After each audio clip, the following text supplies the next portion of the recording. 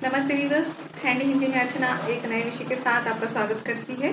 विषय का नाम जाना पहचाना है, जिसको हम संज्ञा या संज्ञा नाम से जानते हैं, जिसको अंग्रेजी में नाउन हम पहचानते हैं। तो आज हम सीखने वाले हैं संज्ञा, जो कि बहुत जरूरी होता है। ये आपको बचपन से आप सीखते आ रहे हो कि संज्ञा या संज्ञा होती क्या है। ये जो कुछ टीचर होते हैं उसको संज्ञा कहते हैं, कुछ संज्ञा कहते हैं। अर्थ एक ही है, दोनों का भी प्रोनाउंसिएशन थोड़ा सा अलग है, उसका उच्चारण थोड़ा सा अलग है। तो पहले हम जान लेंगे कि संज्ञा क्या होती है। अभी मैं आपको थोड़े से उदाहरण दूंगी, आपने मुझे जवाब देना है, ठीक है। आपके घर में मतलब कुछ वस्तुएं हैं, आप जहाँ पे आप रहते हो वहाँ पे कुछ वस्तुएं हैं। पंखा है, टेबल है, कुर्सी है, पेन है, मेरे हाथ में कंप्यूटर है, मोबाइल है, आप जो इस्तेमाल हमेशा कर रहे हो वो वस्तुएं हैं। मतलब आपके आजू बाजू में जो फैली वाली चीजें हैं उसको हम वस्तुओं के नाम से जानते हैं। स्थान, ठीक है, आपको घूमना पसंद है, कोई दिल्ली जाएगा, औरंगाबाद जाएगा, अमरावती जाएगा, केरला जाएगा, विदेश जाएगा, जो जहाँ पे जाता है उस स्थान का एक नाम होता है। उसे क्या कहा जाता है? कोई कोई भी एक स्थान होता है। प्राणी, प्राणी कौन से होते हैं? जंगल में रहने वाले हो या फिर हम घर में पालते हैं, वो भी हो सकते हैं। घर में हम गाय, बैल, भेड़, बकरियां पालते हैं, ऊंट पालते हैं, हाथी पालते हैं। लेकिन जंगल के जो शेर है, खूंखार जानवर है, वो वहां पे रहते हैं, वो भी प्राणी के नाम से भी जाना जाता है। उसके बाद है व्यक्ति। व्यक्ति जैसे मैंने आपको आते ही मेरा इंट्रोडक्शन किया है, मैंने आपको कहा कि हैंडी हिंदी में अर्चना आपका स्वागत करती है। मैंने मेरा नाम भी बता दिया है और हैंडी हिंदी इस चैनल का भी नाम बता दिया है। तो जैसे मैंने मेरा इंट्रोडक्शन किया है मेरे नाम से, वैसे ही आपके भी सबके नाम होंगे। आप किसी गद्य में या फिर बहुत सारे रश में चले गए हो और आपको पीछे से कोई आवाज दे रहा है। सपोज अगर आपका नाम है राज, तो पीछे से किसी ने कहा है कि ए राजू, तो आप क्या करते हो? जो राजू नाम के लड़के हैं वो जल्दी से फटाक से पीछे हो जाते हैं क्या? नहीं, क्योंकि आप राजू हो, पर्टिकुलर राजू हो, और आपको जो आवाज दे रहा है वो जाना पहचाना व्यक्ति होता है, आपका ज्यादा से ज्यादा आपका ज्यादा जाना पहचाना व्यक्ति होता है। तो उसको आसान हो जाता है कि आपको उन व्यक्तियों के बारे में भी जानना और उस व्यक्ति को आपके बारे में भी जानना। तो हमारी पहचान हमारे नाम से होती है। कोई भी चीज की पहचान नाम से होती है। कोई भी चीज हो, कौन सी भी चीज हो, उसकी नाम से पहचान होती है। ठीक है, ये हो गए हमारे व्यक्ति। अवस्थाएं, हमारे जो जिंदगी में बहुत सारी अवस्थाएं होती है, बुढ़ापा है, जवानी है, बचपन है, ये अवस्थाएं हमारे जिंदगी में होती रहती है। वैसे ही प्राणियों की भी होती रहती है, वो अवस्था है। गुण, जो अच्छाई बुराई, दुख दर्द, ये अच्छाई बुराई जो गुण है, जो कि मिठास है या फिर कड़वाहट है, ये प्रत्येक हर एक फल की हो सकती है या हमारी भी हो सकती है, वो अवस्था गुण में आते हैं। और भावनाएं, जब हमको खुशी होती है, दुख होता है, गम होता है या फिर हर्ष होता है, तो हमारे चेहरे के ऊपर जो खुशी अलग अलग प्रकार की भावनाएं प्रकट होती है वो उसमें समा जाते हैं। तो इसी से आपको क्या करना है, आपके जुड़े वाले सवाल है, आपसे जुड़े वाले सवाल है, मतलब आप जहां जहां रहते हो वहां पे ये सारी चीज आपको देखने को मिलती है। इसी को तो कहते हैं संज्ञा। इसी को अलग कुछ नहीं है, इसी को तो संज्ञा कहते हैं। देखिए, तो उसकी परिभाषा कैसे की जाती है? किसी वस्तु, स्थान, प्राणी, व्यक्ति या अवस्था, गुण या भाव के नाम का बोध होता है या फिर बोध कराने वाले जो शब्द होते हैं उसको संज्ञा कहते हैं। ठीक है, तो हम यहाँ पे संज्ञा का आपका अर्थ समझ में आया है। लेकिन संज्ञा, अभी संज्ञा समझने के लिए उसके भेद होते हैं, उसको एक क्लास किया है, क्लासिफिकेशन किया है उसका। तो उसको कितने, उसके मुख्यतः कितने भेद है संज्ञा के? संज्ञा के मुख्यतः 5 भेद है। कोई टीचर उसको 3 भेद सिखाते हैं। वह कौन से है? व्यक्तिवाचक संज्ञा, जातिवाचक संज्ञा, भाववाचक संज्ञा, ये 3 सिखाते हैं। और ये बाकी के जो 2 है, समुदायवाचक और द्रव्यवाचक, यह जातिवाचक संज्ञा के उपभेद सिखाया जाता है। लेकिन मैं आपको इसको 5 सिखाऊंगी, क्योंकि आपको दोनों की मैंने ध्यान दिया है। कुछ टीचर उसको 3 मुख्य बताएंगे और 2 उसके उपभेद बताएंगे। जातिवाचक संज्ञा के ये 2 उपभेद कहा जाता है। ठीक है, हम उसको पांचों को अलग अलग प्रकार से सीखेंगे। सबसे पहली है व्यक्तिवाचक संज्ञा, दूसरी है जातिवाचक संज्ञा। व्यक्तिवाचक संज्ञा में क्या होता है? जो कोई भी एक पर्टिकुलर व्यक्ति होते हैं उनके बारे में हमको जानकारी मिलती है। जातिवाचक में एक विशिष्ट जाति जो होती है, जाति वर्ग का हमको पता चलता है। भाववाचक, जहाँ पे भावनाएं प्रकट हो जाती है, अलग अलग प्रकार की भावनाएं हैं। समुदायवाचक, जहाँ पे कलेक्टिव मतलब इकट्ठा होने का, जहाँ पे इकट्ठा होते हैं सब लोग या फिर कुछ चीजें, वहां पे उसका बोध होता है। द्रववाचक, जो कि पतले पदार्थ होते हैं, जो कि गर्म करके उसको हम इस्तेमाल करते हैं, उस प्रकार के पदार्थ इसमें हो जाते हैं। तो सबसे पहला हम सीखेंगे व्यक्तिवाचक संज्ञा होती क्या है, इसका उदाहरण के साथ हम समझेंगे। ठीक है, पहली है व्यक्तिवाचक संज्ञा। व्यक्तिवाचक संज्ञा जो होती है, यह संज्ञा शब्द जो किसी विशेष वस्तु या व्यक्ति या फिर स्थान का बोध कराते हैं उसको हम व्यक्तिवाचक संज्ञा से जानते हैं। पहला है, अभी आपके घर में कौन कौन है? आपके घर में जो आपके पापा मम्मी दीदी भैया भाई बहन है, जो भी है उनके हर एक के नाम है। आपके घर में जो जो चीजें पड़ी है उसके भी हर एक के नाम है। तो बिना नाम के तो हमको पहचानना बहुत मुश्किल है। अगर नाम नहीं होता तो हमको पहचानना बहुत मुश्किल होता है।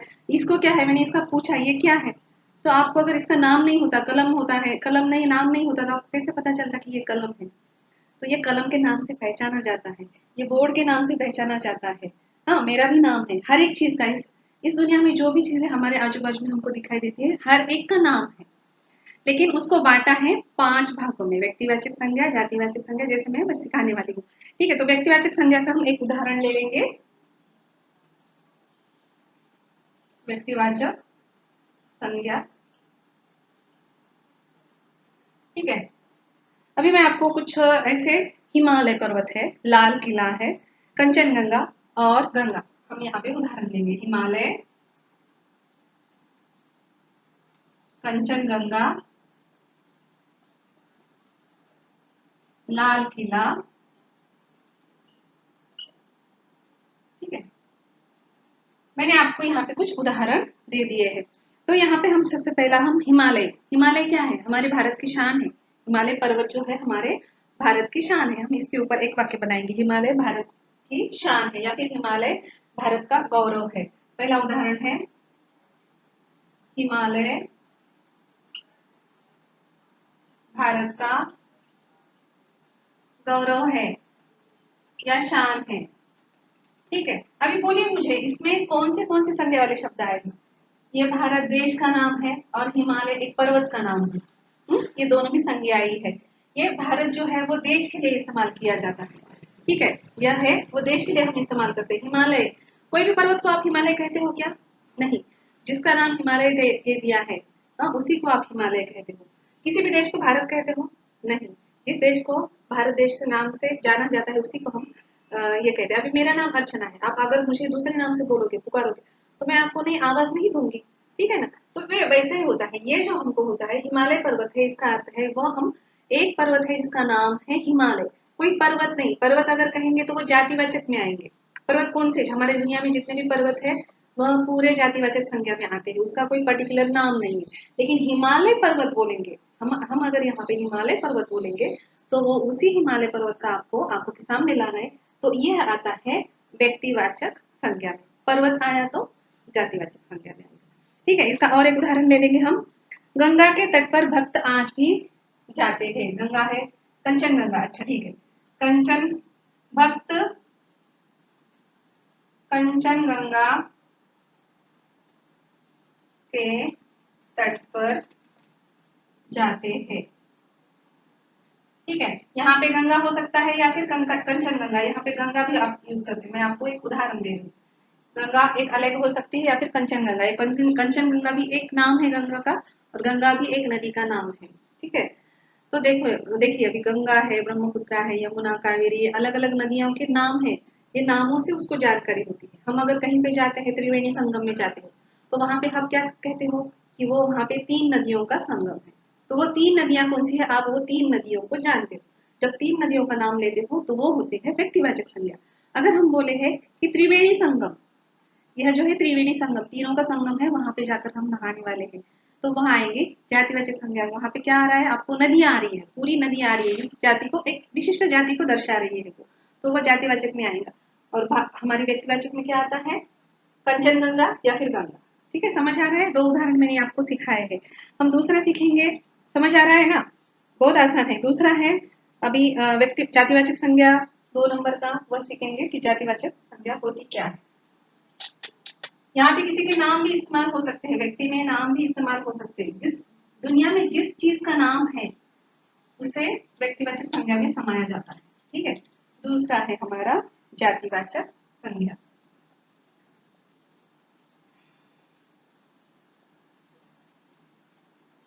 देखिए, जातिवाचक संज्ञा को हम कैसे पहचान सकते हैं। ये संज्ञा जो शब्द होते हैं किसी संपूर्ण जाति का अगर हमें बोध कराते हैं, वो किसी एक विशिष्ट जाति का जो बोध करा देते हैं, उसे हम जातिवाचक संज्ञा के नाम से जानते हैं। तो जातिवाचक संज्ञा के हम कुछ उदाहरण देखेंगे। जैसे कि उदाहरण है लड़के, युवक, प्राणी आदि। ठीक है, लड़के, युवक, प्राणी आदि। हमने यहाँ पे 1 2 3 उदाहरण ले लिया आपको समझने के लिए। जैसे कि देखिए अभी हमने व्यक्तिवाचक में देखा है राजू पढ़ने गया है। यहाँ पे राजू का नाम आ रहा है, वहां पे व्यक्तिवाचक संज्ञा हमको पता चल रही है। अगर मैंने वहीं पे कहा लड़के पढ़ने जा रहे हैं, वहां पे कोई एक व्यक्ति का नाम नहीं लिया जा रहा है, लड़कों का नाम लिया जा रहा है, मतलब वो पाठशाला में जाने वाले कई लड़के हो सकते हैं, एक नहीं है। उसको एक आप लड़के मतलब जो कि पाठशाला जाने वाले कौन से भी लड़के होते हैं, उस एक विशिष्ट जाति को दर्शा रहे हैं ये, है ना। ये लड़के हैं वो एक विशिष्ट जाति को दर्शा रहे हैं। हम इसका इस्तेमाल कैसे करेंगे? आज आज पाठशाला में ज्यादा लड़के आए हैं। ठीक है, यहाँ पे हमने एक उदाहरण बनाया। देखिए यहाँ पे पाठशाला भी आया है और लड़के भी आए हैं। पाठशाला वो कौन सी भी हो सकती है। हमने अगर यहाँ पे किसी एक विशिष्ट नाम लिखा होगा, किसी एक विशिष्ट स्कूल का नाम लिखा है, किसी एक विद्यालय का नाम लिखा है, तो यह होगा व्यक्तिवाचक संज्ञा में आएगा। लेकिन अभी पाठशाला है, दुनिया भर में जितने भी पाठशाला है वो कौन सी भी हो सकती है, लड़के कौन से भी हो सकते हैं दुनिया भर में जहाँ पे वो पढ़ाई करने जाते हैं, वह होते हैं ये जातिवाचक संज्ञा। ठीक है, समझ में आ रहा है। दूसरा इसका हम उदाहरण लेंगे, आज का युवक कल का नेता है। दूसरा उदाहरण, आज का युवक कल का नेता है। ठीक है, यहाँ पे हमारा देखिए युवक, यह जो शब्द है हमने ले लिया था युवक। आज इस दुनिया में जो जो भी लोग हैं, जो जिनको प्रेरणा मिली है समाज में जागृति लाने की, कुछ नया करने की, तो यह जो युवक होते हैं वो कोई भी होते हैं, दुनिया में कौन से भी युवक हो सकते हैं। ठीक है, तो ये होता है हमारा जातिवाचक संज्ञा का एक उदाहरण। समझ में आया है? मैं बहुत आसान तरीके से आपको सिखाने की कोशिश कर रही हूँ, समझ लीजिए। है ठीक है, तीसरा है हमारा भाववाचक संज्ञा। तीसरे हम जाते हैं हमारे भाववाचक संज्ञा की तरफ। अभी आप में, हम में जो भी भावनाएं होती है जिसको प्रकट किया जा सकता है या फिर अप्रकट भी किया जा सकता है, उसको हम भाववाचक संज्ञा से नाम से जानते हैं, भाववाचक संज्ञा। ठीक है, तो इसको हम कैसे पहचाने? भाववाचक संज्ञा जो होती है, जो हमारी भावनाएं प्रकट होती है उसको हम भाववाचक, वे जो संज्ञा किसी अवस्था या फिर किसी भाव का बोध करा देती है, हम उसे भाववाचक संज्ञा के नाम से जानते हैं। तो देखिए वो कैसी हो सकती है भाववाचक संज्ञा। जैसे हम बचपन है, यौवन है, बुढ़ापा है। बचपन, यौवन, बुढ़ापा, तो हर एक व्यक्ति के जिंदगी में वो आते हैं। तो ये बचपन भी हमारी भावना है, बुढ़ापा भी हमारी भावना है, और यौवन भी हमारी भावना में आता है। जैसे हम वहां पर उदाहरण देखेंगे, शर्मिला एक उदाहरण है। बचपन में बच्चे शर्मीले होते हैं। देखिए अभी यहाँ पे आया है, बच्चे आए हैं, शर्मीले आए हैं, बच्चे जातिवाचक संज्ञा का उदाहरण आया है। यहाँ पे शर्मीले जो है ये भावना हो रही है आपके, वो जो भाव प्रकट हो रहे हैं, वहां पे आपको लज्जा आ रही है। बचपन में जो कुछ बच्चे होते हैं वो शर्मीले होते हैं या नहीं होते, वहां पे कुछ भी आ सकता है। हम यहाँ पे होते हैं भी लिख सकते हो या फिर नहीं होते भी लिख सकते हो। वो बहुत बेधड़क होते हैं, बेझिझक होते हो, किसी से डरते नहीं है और कुछ कुछ डरते भी हैं। इस प्रकार से हम वाक्य बनाएंगे। तो ये जो शर्मीले है, शर्मीले क्या आएगा इसमें? भावना प्रकट हो रही है, शर्मने की भावना प्रकट हो रही है। वहां पे प्रज्ञा आज रो पड़ी, रोने की भावना हो रही है। आज मुझे बख्शिश के तौर पर 50 रुपए का इनाम मिला, वहां पे खुशी हो रही है, हर्ष हो रहा है। ठीक है, क्रोध मनुष्य का शत्रु है, क्रोध मनुष्य का शत्रु है। अगर यह हमने वाक्य बनाया है तो क्रोध जो शब्द होता है वह भाववाचक संज्ञा में आता है, वहां पे भावना प्रकट होती है।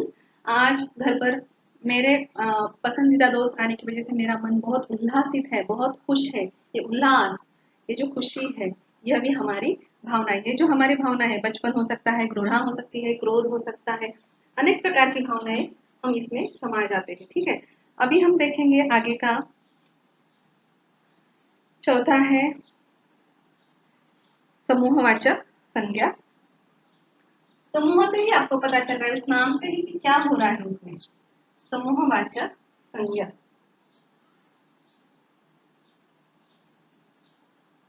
समूहवाचक संज्ञा, ठीक है। समूह यानी कि बहुत सारी भीड़, क्राउड एक जगह पे है, इकट्ठा है, उसको हम समूह के नाम से जानते हैं, ठीक है। तो जैसे कि देखिए अभी यहाँ पे हम उदाहरण देखेंगे, पुलिस का डर चोर को नहीं सताता। यहाँ पे हम उदाहरण देंगे, पुलिस का डर चोर को नहीं सताता, ठीक है। ये हमने एक वाक्य लिया है। तो अभी मुझे बोलिए यहाँ पे इसमें समूहवाचक शब्द कौन सा आया है? आया है कोई शब्द समूहवाचक जहाँ पे हमको बहुत सारी भीड़ लग रही है? नहीं। यहाँ पे हम एक काम करेंगे, चोरों की टोली, ठीक है। अभी पता चला कि समूह किसे कहते हैं। यहाँ पे अगर हमने चोर लिखा होता तो वो समूह में नहीं आएगा। चोरों की टोली, यहाँ पे अगर बहुत सारे लोग हैं, एक से ज्यादा लोग हैं, समूह में है, तो यह आएगा समूहवाचक संज्ञा में आएगा, ठीक है। उसका उदाहरण हम अलग प्रकार से देखेंगे। जैसे मेरा परिवार एक, दूसरा उदाहरण है मेरा परिवार संयुक्त परिवार है, संयुक्त है, ओके। मेरा परिवार संयुक्त है। अभी परिवार में तो कुछ कोई भी हो सकता है, चाचा, नाना, माँ, बाप, या फिर आपके भाई बहन, चचेरे ममेरे, सब कोई भी हो सकता है। तो ये परिवार जो शब्द है आपको समूह दर्शा रहा है, एक से ज्यादा व्यक्ति इसमें रह रहे हैं ना आपके परिवार में।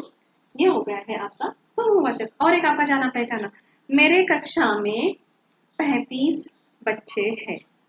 तो ये जो 35 है, आपके जो कक्षा में जितने बच्चे हैं 35 है, या तो फिर छात्र, वहां पे आपको अगर संख्या नहीं चाहिए, मेरे कक्षा में बहुत सारे छात्र हैं, तो ये होता है समूहवाचक का उदाहरण, ठीक है। समझ में आ रहा है। आगे का है द्रववाचक की संज्ञा, ठीक है। द्रववाचक किसे कहते हैं? जो लिक्विडेटर होते हैं, जो पतले किए जा सकते हैं, क्या कहेंगे उसको? द्रववाचक संज्ञा।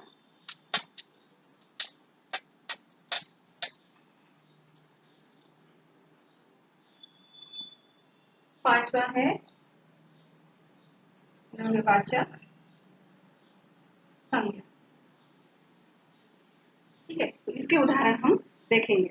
जैसे अभी गरम, जब हम कुछ चीज गर्म करते हैं, हम पानी पीते हैं, जूस पीते हैं, लिक्विडेटर जो भी चीजें होती है, पतली चीजें, वो तो हमको पता है वो द्रववाचक होती है। लेकिन ऐसी दुनिया में कुछ चीज होती है जिसको आपको प्रोसेस करनी पड़ती है। गोल्ड है, सोना है, सोने को गर्म करने के बाद क्या हो जाता है? वो पतला बन जाता है। चांदी है, चांदी को गर्म, उसको अगर आप भाप दोगे उसको, तो क्या हो जाता है? वो पतला हो जाता है। प्लेटिनम है, प्लेटिनम को आप गर्म करोगे वो कैसा बनेगा? तो हम ऐसे उदाहरण कुछ देखेंगे। प्लेटिनम उदाहरण है एक धातु है, ठीक है। यह हमारा उदाहरण है, प्लेटिनम एक धातु है। ये जो प्लेटिनम है, ये क्या नाम है इसका? यह एक धातु का नाम है। प्लेटिनम जो है वो एक धातु का नाम है। तो द्रववाचक संज्ञा में प्लेटिनम आएगा, क्योंकि उसको पिघला जा सकता है, गर्म किया जा सकता है। या तो फिर यहाँ पे हमने आज पानी में शक्कर मिलाकर आज क्या किया? रसना पिया, या तो फिर आपने नींबू पानी पिया। ये जो पानी वाली जो लिक्विडेटेड चीजें होती है वो भी इसमें आ जाती है। दूसरा हम उदाहरण देखेंगे, तमिलनाडु में चावल खाया जाता है, वहां पे ज्यादा से ज्यादा चावल खाया जाता है। तमिलनाडु में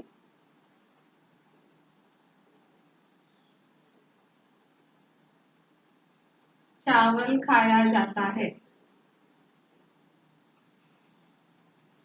ठीक है। अभी आप बोलोगे कि मैम इसमें तो कोई लिक्विडेटर आया ही नहीं है, तमिलनाडु तो एक राज्य का नाम है, चावल एक चीज का नाम है, ये क्रिया हो रही है, इसमें तो कुछ है ही नहीं है। तो इसमें जो है चावल, चावल जो चीज है उसको भी पकाया जाता है ना, गर्म किया जाता है ना, इसको पकाने के बाद उसमें चेंजेस हो जाते हैं। गेहूं है, गेहूं को भी हमने कट करने के बाद उसकी जो छोटी छोटी ये रहती है, क्या बोलते हैं उसको, दाने रहते हैं, उसको निकालने पड़ते हैं। तो ये चावल भी किसमें आ जाता है? द्रववाचक संज्ञा में, क्योंकि इसमें बदलाव होता है उसको पकाने के बाद। पकाने के बाद उसको बदलाव होता है ना। ठीक है, तो यह है उसके कुछ उदाहरण। हम और देखेंगे। भारत में दूध की नदियां बहती है, यह हमारा एक उदाहरण है। भारत में दूध की नदियां बहती है, तो इसमें बोलिए मुझे द्रववाचक संज्ञा कौन सा है? दूध। ठीक है, यह उसमें दूध जो है वो द्रववाचक संज्ञा में आता है। तो इससे जुड़े हमको कुछ ऐसे शब्द बनाने हैं जो कि जातिवाचक संज्ञा से भाववाचक संज्ञा बनाई जाती है। ठीक है, वैसे हम कुछ शब्द बनाएंगे, एक एक दो दो शब्द उसमें से बनाएंगे। आपको एग्जाम में आते हैं निम्नलिखित शब्दों जातिवाचक संज्ञा को भाववाचक संज्ञा में परिवर्तित कीजिए, तो उसको आप कैसे परिवर्तित कीजिए? जातिवाचक संज्ञा का भाववाचक में बदलना, जातिवाचक और ये है भाववाचक। ठीक है, तो इसके हम एक एक दो दो उदाहरण ले लेंगे सिर्फ। ठीक है, इसके हम सिर्फ एक एक दो दो उदाहरण, जैसे कि हमारे पास है दास और माता, यह हमारे दो शब्द है, दास और माता। ठीक है, तो इसको हम भावना, दास दास की भावना मतलब भाववाचक संज्ञा में उसको आप किस प्रकार से परिवर्तित कर सकते हैं? दास का आएगा दासता और माता का आएगा ममत्व। ठीक है, यह इस प्रकार से उसका जवाब आएगा। वैसे हम विशेषण और भाववाचक को किस प्रकार से बदल सकते हैं? विशेषण और भाववाचक संज्ञा आगे देखेंगे हम। विशेषण और भाववाचक संज्ञा किस प्रकार से बदली जाती है, उसका एक और दो उदाहरण देखेंगे विशेषण और भाववाचक संज्ञा के। जैसे उचित और कायर, उचित और कायर, ये हमारे पास दो शब्द है, उसकी विशेषता है, उन शब्दों की कुछ विशेषता है। तो उचित और कायर को आप किस प्रकार से भाववाचक संज्ञा में परिवर्तित करेंगे? उचित का आएगा औचित्य, इसका आएगा औचित्य, और कायर का क्या आएगा? कायर का क्या आ सकता है? कायरता या फिर कायरपन आएगा उसका, कायरता या कायरपन। ठीक है, ये इस प्रकार से विशेषण से भाववाचक संज्ञा बदल सकते हैं। अभी क्रिया शब्दों से भाववाचक संज्ञा बनानी है हमको, क्रिया वाले काम वाले जो शब्द है उससे हमको भाववाचक संज्ञा बनानी है। कैसे, किस प्रकार बनाया जाएगा? क्रिया यानी के काम वाले जो शब्द होते हैं, क्रिया से भाववाचक संज्ञा बनाना। पहला है रहना, और दूसरा हम ले लेंगे उससे जुड़ा खोदना, दूसरा है खोदना। ठीक है, अभी रहना, रहना का भाववाचक संज्ञा में आप कैसे किस प्रकार से उसको ये करेंगे? रहना, रहन सहन, रहना रहन। ठीक है, रहना सहना या फिर रहन सहन। खोदना क्या आएगा? खोदना का कोशिश कीजिए, चलो चलो, खुदाई, खोदना का आ जाता है खुदाई। इस प्रकार से क्रिया से हमने देखा है। और उसके बाद आपको जो भी एग्जाम में आने वाले हैं, जैसे सर्वनाम से भाववाचक संज्ञा भी बनाई जाती है। जैसे सर्वनाम से बनाएंगे हम, यहाँ पे सर्वनाम शब्द है और उससे जुड़े एक या दो उदाहरण हम देखेंगे। सर्वनाम है संज्ञा की जगह पर प्रयुक्त होने वाले शब्दों को सर्वनाम कहते हैं। वैसे यहाँ पे शब्द आए हैं अह और स्व, अह और स्व। ठीक है, हम इसको अभी क्या करेंगे? भाववाचक संज्ञा में बनाएंगे। अह का क्या आएगा? अहंकार, अहंकार, और स्व का अहंकार आया है अ का, स्व का क्या आएगा? ये खुद के लिए इस्तेमाल किए जाते हैं ये शब्द, स्व का आता है स्वत्व। ठीक है, ये इस प्रकार से सर्वनाम वाले शब्द है। कुछ अव्यय से भी भाववाचक संज्ञा बनाई जाती है, अव्यय से भी भाववाचक संज्ञा बनाएंगे। अव्यय वो हम बनाएंगे अव्यय से भाववाचक संज्ञा, उसके एक या दो उदाहरण हम यहाँ पे देखेंगे। जैसे है नीचे और निकट, नीचे और निकट, यह हमारे पास दो अव्यय वाले शब्द हैं। तो इसके नीचे का क्या आएगा? निचाई या फिर नीचता आएगा। इसका जवाब आएगा निचाई या नीचता। ठीक है, निकट का क्या आएगा? निकट, निकट का निकटता आएगा। ठीक है, निकटता। ये इस प्रकार से हमने बहुत आसान तरीके से मैंने संज्ञा पाठ आपको सिखाने की कोशिश की है। आपको समझ आया होगा, ऐसे समझती हूँ मैं, समझती हूँ, मतलब डेफिनेटली 101% आपको समझा ही है। ठीक है, कैसा लग रहा है आपको ये हैंडी हिंदी चैनल?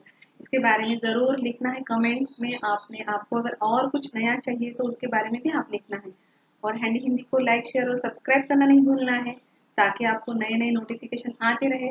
आपको लाल बटन के ऊपर क्या करना है, सब्सक्राइब करना है, ताकि आपको इस प्रकार की वीडियो, अलग अलग प्रकार की वीडियो आपके पास पहुंचे और आपको नोटिफिकेशन मिलती रहे। ठीक है, कल फिर मिलते हैं एक नए विषय के साथ। तब तक मेरे साथ बने रहना है। धन्यवाद।